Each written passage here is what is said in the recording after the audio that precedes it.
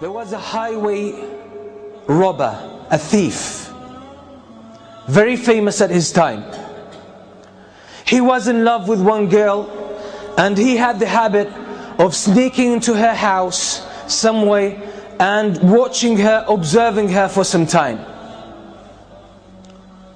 And in night, he would go and attack caravans, Hajj caravans, travelers, and he would strip them of their property and their wealth and their belongings.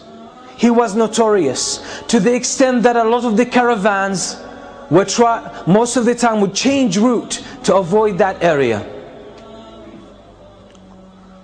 One night he climbs up the wall of the house of that girl that he loves, and he sneaks into the house, and as he was making his way into the house, someone was praying Qiyam al-Layl. Someone was standing before Allah subhanahu wa ta'ala and praying at night alone, reciting the words of Allah subhanahu wa ta'ala, أَلَمْ يَأْنِ لِلَّذِينَ آمَنُوا أَن تَخْشَعَ قُلُوبُهُمْ لِذِكْرِ اللَّهِ. Hasn't the time come yet for the believers that their hearts pay heed and feel humility to the words of Allah? Hasn't that time come yet? And the words shook him and grabbed his heart, and he was moved deep inside. It hit a chord. He started thinking about these words, and he forgot the main reason why he came to this house. And the only response that was on his tongue, his spontaneous response, was Bala ya Rabbi qad an. Indeed, my Lord, the time has come. And that moment he changed. So he went out of his house, roaming aimlessly, contemplating his life, contemplating his past, his behavior, his reputation, and his future, and his relationship with Allah. He ended up with a group of people who gathered together, and they lit a fire, and there were travelers, strangers. He asked their permission to join them. He sat with them, and they were disputing whether to spend the night there or to carry on their journey. And one of them said, we should stay here because there's that famous thief, that famous robber. That's his area, and if we carry on traveling, we might, or he might jump on us, and we'll be in trouble.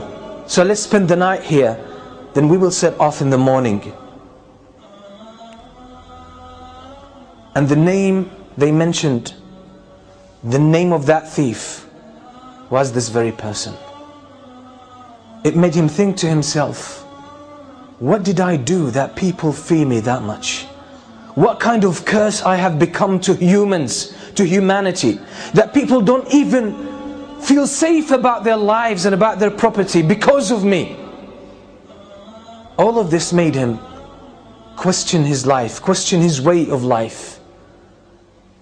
And then he made the decision that I will change, because it's my responsibility. It's not someone else's responsibility to change me and set me on the right course. It's my own initiative, and if I don't take it, it might never happen, and I will face the consequences on the day of judgment. And that's exactly what he did. And he became one of the famous scholars, one of the famous worshippers in the history of Islam, and that's Al-Fudayl ibn Iyad.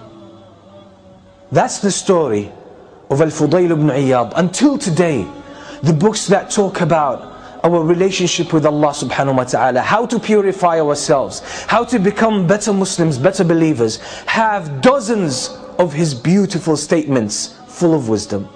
Who was one day a thief, famous one.